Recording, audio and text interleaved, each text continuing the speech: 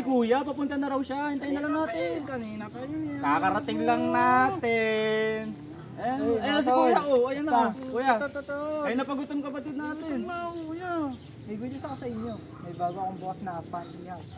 Yan lang. Libre ko kayo.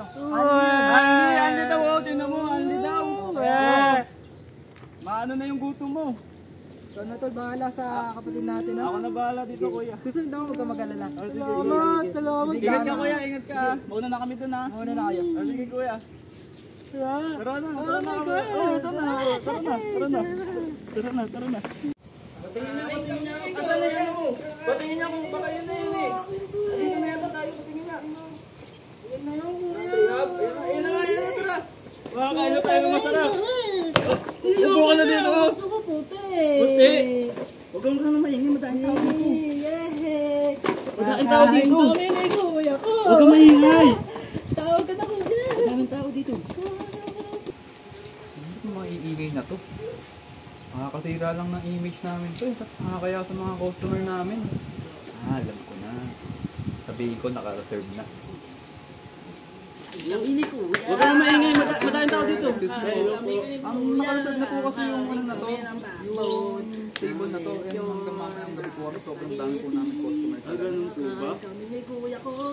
Paano po kayo magandang gawin? Di po kayo balik na lang po siguro kayo.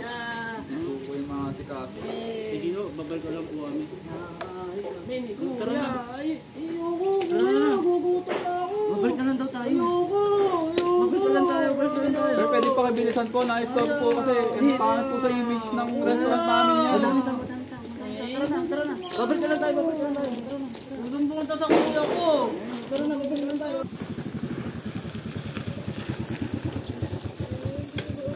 Sabihin na lang natin kay kuya. Saka babalik na. Ano nangyari? Hindi kami pinakain, kuya. Pinalayas kami doon, kuya eh. Paliwanag mo nga sa akin ayos. Nado po kami, sabi daw po kasi fully book daw po kayo ngayon eh. Sunod na araw daw kami bumalik. Tara.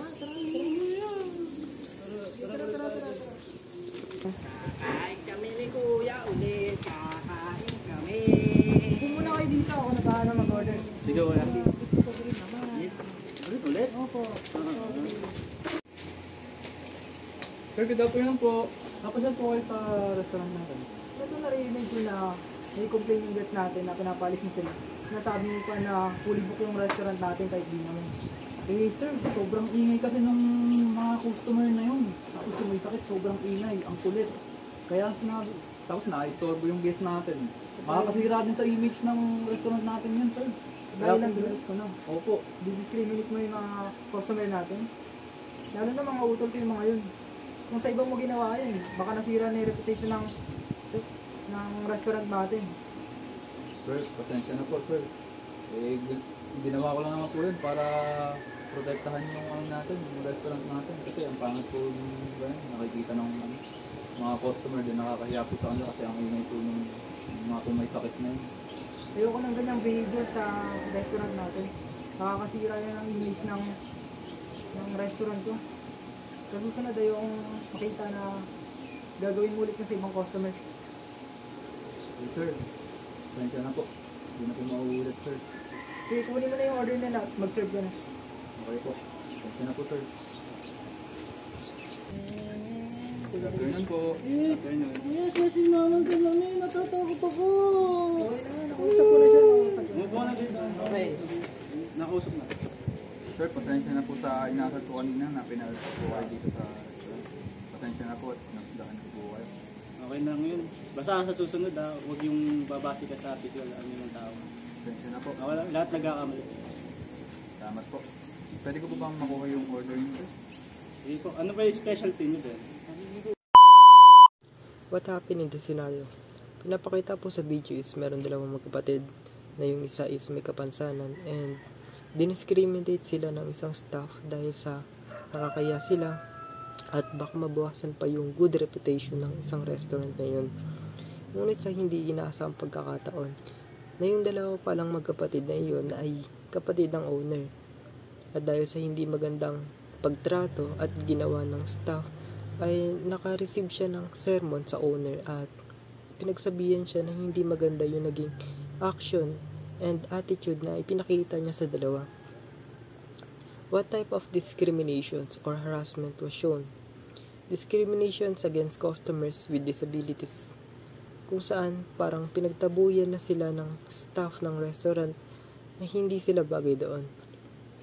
What changes or solutions help improve the situations?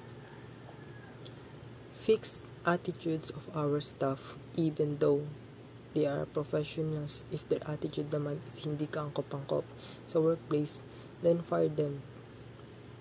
Because here in our industry, we don't need that kind of attitudes na porket may kapansanan yung tao is i-discriminate agad natin sila. What message do you want viewers to take away? Treat our customers first. Dapat wala tayong tinitingnan in terms of providing a good service to our customers and guests, especially for person with disabilities. For real, sila pa nga dapat yung need natin i-prioritize kasi they need our attentions and guide from us.